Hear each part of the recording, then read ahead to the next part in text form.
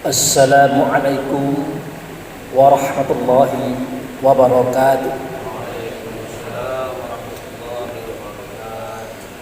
Alhamdulillah wa syukurillah lillahi ta'ala la rahmatillahi alaina aina fi hazal laili hadarna fi hazal masjid insyaallah rahmatullahu alaina wa ala nabil karim Muhammad sallallahu alaihi wasallam hayya sallimu alaihi Allahumma sholli ala sayyidina Muhammad wa ala ali sayyidina Muhammad.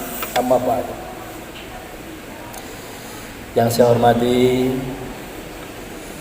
bapak-bapak, ibu-ibu, para jamaah yang berhadir pada malam hari ini, kita banyak bersyukur kepada Allah. Dengan anugerahnya kita diberi kesehatan dan kekuatan, sehingga kita dipertemukan oleh Allah dengan bulan Ramadan pada tahun 2023 Masehi atau tahun 1444 Hijriah. Yang tadinya kita harap-harap cemas, takut-takut panas, tidak dapat ketemu dengan bulan ini. Tapi alhamdulillah Allah masih mempertemukan kita. Mudah-mudahan Allah beri kita kekuatan, kesehatan dan kesempatan untuk beribadah di dalamnya. Amin ya rabbil alamin. Kemudian di hadapan ikutan kita Nabi Muhammad Rasulullah sallallahu alaihi wasallam, kita menyatakan salawat. Allahumma sholli ala sayyidina Muhammad wa ala ali sayyidina Muhammad. Amma ba'du. Jamaah yang saya hormati, pada Al-Quran surah Al-Baqarah dijelaskan, a'udzubillahi minasyaitonirrajim, bismillahirrahmanirrahim, ya ayyuhallazina amanu kutiba alaikumusiyam kama kutiba alal ladzina min qablikum la'allakum tattaqun. Jadi ayat ini adalah suatu ayat yang populer ya. Artinya selalu muncul seketika bulan Ramadan itu tiba. Di situ kita dapatkan instruksi ataupun informasi pada Allah yang menyatakan bahwa hai orang beriman, telah datang kepada kamu suatu kewajiban untuk kamu melaksanakan as-shaum. Sebagaimana kewajiban ini dulunya sudah pernah Allah wajibkan kepada orang-orang sebelum kamu. Mudah-mudahan jika kamu sukses melaksanakannya, kamu akan menjadi orang yang bertakwa. Jamaah yang saya hormati, kalau Allah memerintahkan kepada kita tentang sesuatu, artinya pasti kita bisa melaksanakannya. Pasti kita tahu persoalannya.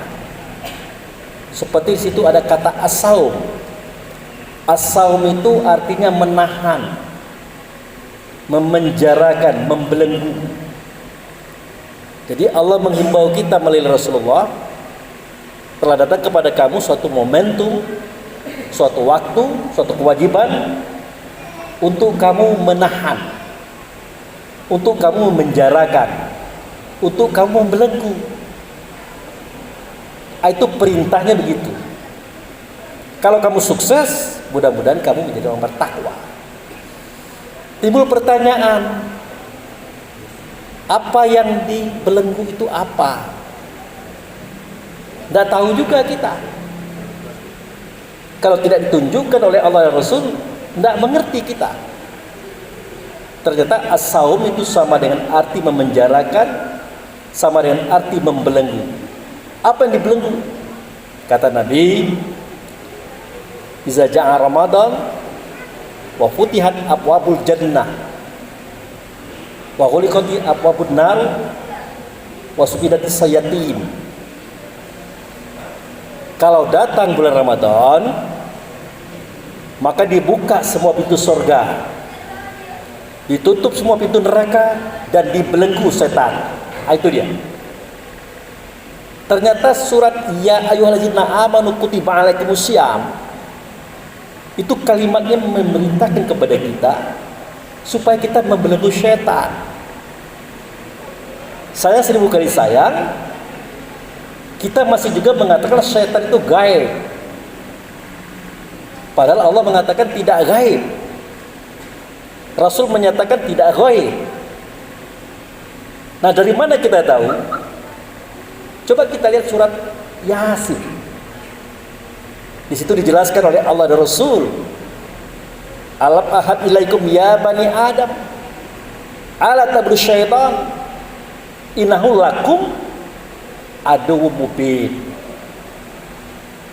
Bukankah aku sudah jelaskan kepadamu, hai anak Adam, jangan menyembah syaitan, jangan ikuti rayuan setan, jangan ikuti semua kemauan setan yang ada pada diri kamu.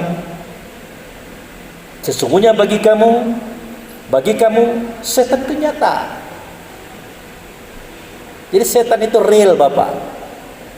Setan itu nyata, Ibu. Nah, mana itu setan?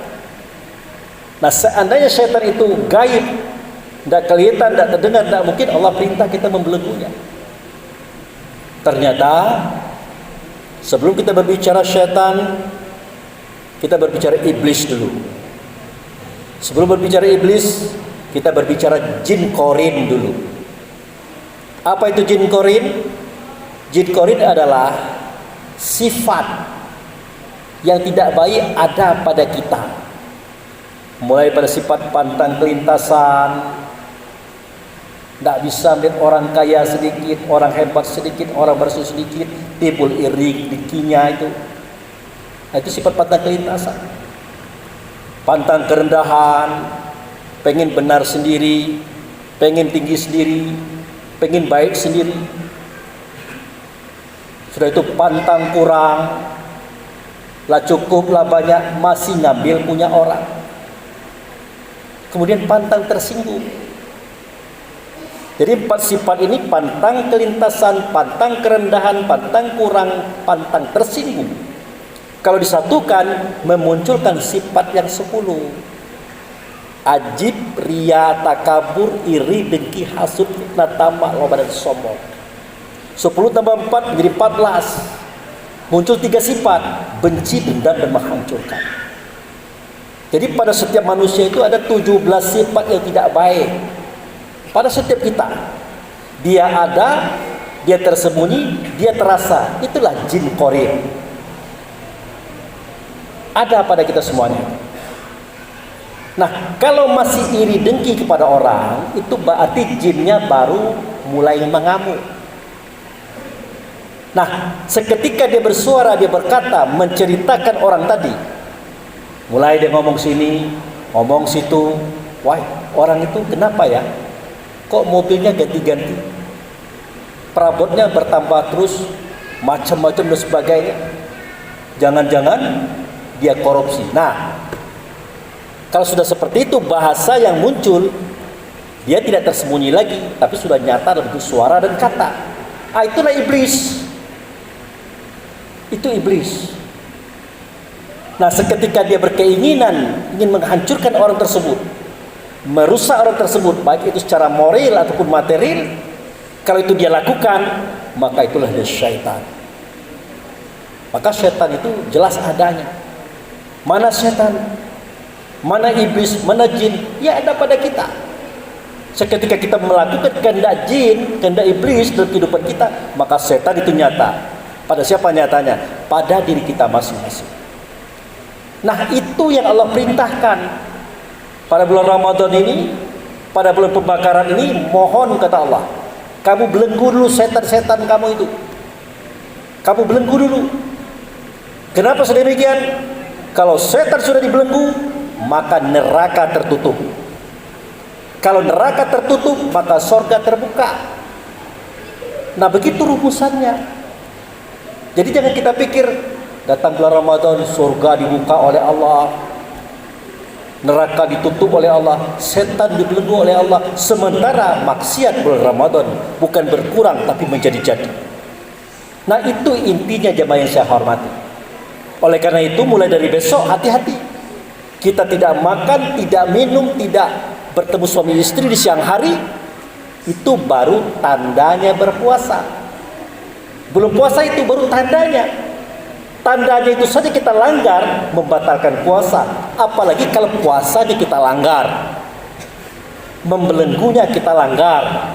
Misal, mulai dari besok kita mestinya hati-hati. Ternyata tidak hati-hati. Ibu-ibu dia pergi ke tempat belanja sayur, mulai manggil kawan, mbak sini mbak. Kenapa? Nah, kamu tahu enggak tetanggamu itu? Nah, mulai ngupe orang. Nah, berarti sudah mulai beraksi jinnya tadi, iblisnya tadi, keinginannya memunahkan orang, merusak orang, muncul setannya. Kita masih nyaman-nyaman juga berpuasa, padahal itu sudah melepaskan setan namanya, bukan membelenggu. Kenapa? Karena kita merasa berpuasa, karena kita tidak minum, tidak makan, kita kira puasa juga. Makanya kata Rasulullah, alangkah banyaknya orang yang berpuasa tapi gagal. Kenapa? Dia tidak melaksanakan puasa, hawa nafsu dan syaitannya lepas. Yang dia dapat tidak lain adalah lapar, haus, dan dahaga saja. Jadi sebelum kita puasa ini, ya kami sampaikan, hati-hati, jangan emosi, jangan menggunjing orang, jangan berbohong, apalagi berkhianat. Jika itu kita lakukan, berarti jin, iblis, setan kita tidak jadi dibelenggu, tidak jadi dipenjarakan, tidak jadi diasaumi, tidak jadi puasa. Yang kita dapat adalah lapar dan haus saja. Demikian Bapak Ibu yang saya hormati, kultum namanya, semoga bermanfaat. Wabillahi taufiq wal hidayah. Assalamualaikum warahmatullahi wabarakatuh.